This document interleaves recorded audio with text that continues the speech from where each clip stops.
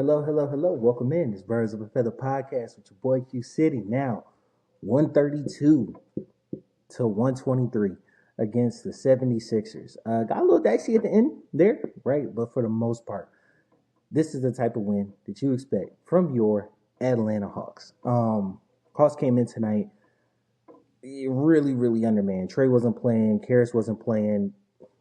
They tried to make it seem like it wasn't what it was, but we all know it's low management, right? We're gonna go ahead. This is a game we feel like we have at least the capability and opportunity to go ahead, rest some guys, and still come out here with a win. It was close. I think it was like 7, 8 points, and then toward halftime they got it up to 12. After halftime they opened it up to 20. Ends up being a 9 point game. It got down to five there. With about 30 seconds left, got down to about five. But for the most part, Hawks had full control of this game. Didn't really necessarily feel like you were in danger for the most part. The 76ers are putting out basically a G League squad right now. They are, I complain about us getting hit with the injury bug. They said, hold my beer. You know what I'm saying? They're really going through it. And with that being the case, you know, when these type of teams come to your building, you got to put the hurt on them. You know what I'm saying? You got to understand that you're going to hit them quick. You're going to make sure you do everything you can to jump on top of them, make sure they don't catch any level of momentum. And that's what they did tonight. I didn't see anything that was really noteworthy outside of the one point that really stuck out to me was Dyson Daniels was completely able to be the point, right? 24, 5, and 7, if I'm not mistaken. He was able to really control the game for the most part. He was definitely not strictly in defensive mode. He did have some good defensive plays, right? But it takes a lot to really be that primary ball handler and be two-way, you know? And so with that being the case, I think that it's important. I think it's important for him and people who are watching his game to understand how much he gives up to consistently be the best defender on the court. The other person, Z Rich, right? 22 points if I'm not mistaken, 6 or 7 rebounds. I think he had 1 assist the last time I checked. He might have ended the game with 2. Had a breakaway dunk late. But I think the person that has been hurt the most by Karras and Niang coming to the team is Reach, right? Like he hasn't been able to really expand his offensive game later on into the year. Now, when the trades was made, if y'all been following for any point in time, you heard me say these guys are rentals. You know what I'm saying? Karras, he's been in the league for a minute.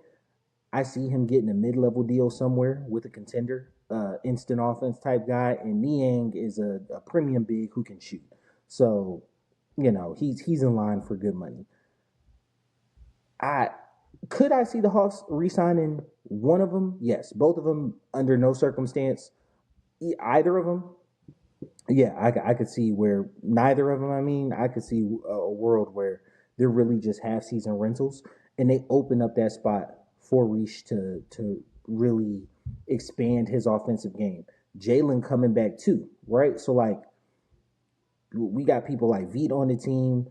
Garrison Matthews is completely falling out of the rotation, but that's to be expected. He wasn't supposed to be playing the minutes that he was playing.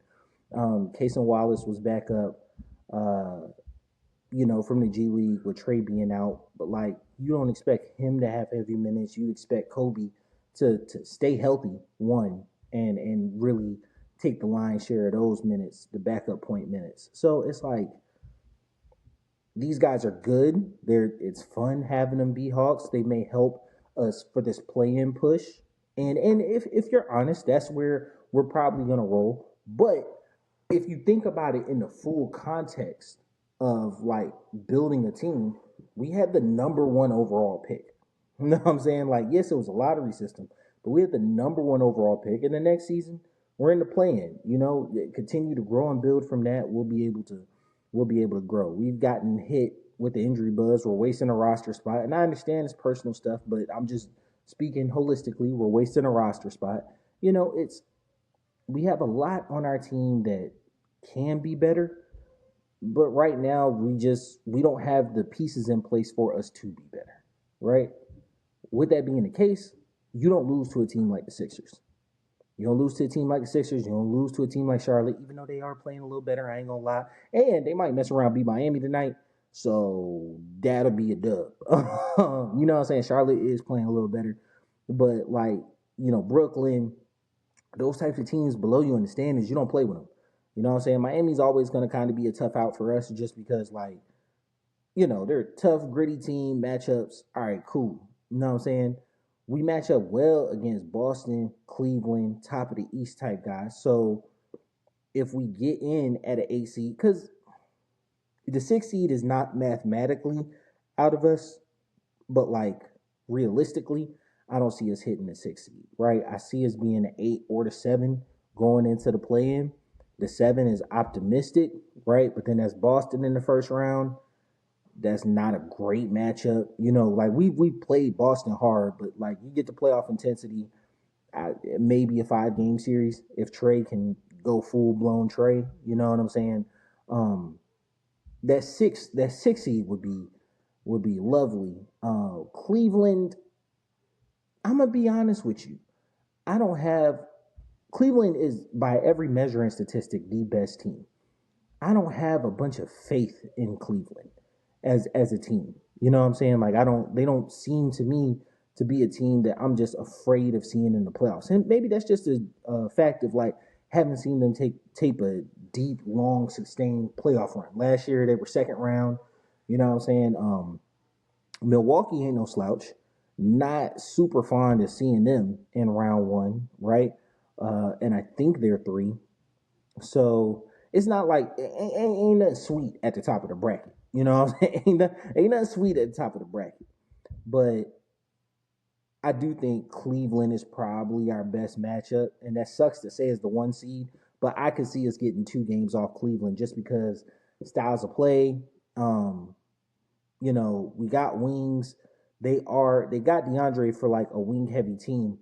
They are big. They're real big. But Clint, Big O, I feel could match up. Big O can match Mobley in terms of not really in terms of true versatility, but defensively those two can go at it. I like that matchup. Dre's most likely gonna win this matchup on either wing that we have, Karras or Rish. Trae and Garland. That's to me, I think Trae's decidedly better, but I could see on paper that being a wash. And then you look at something like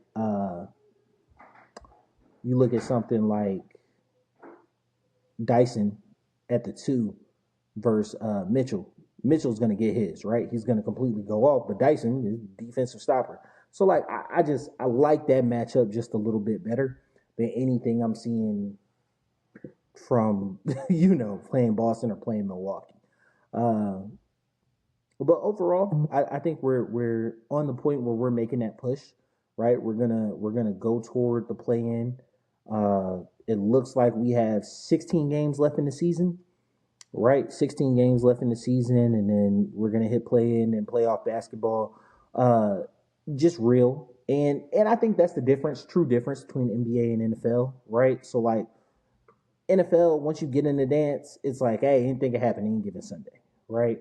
But with basketball, because it's a 7-game series, it's kind of just hey, I understand we're probably not gonna, hit the second round. But it is good to get back into the playoffs, right? And that's a building block for the team. It's exactly what we want to see. Glad some guys got some rest tonight. Glad some guys got the win. You guys follow us, tune in. Yes, we've been off for a while.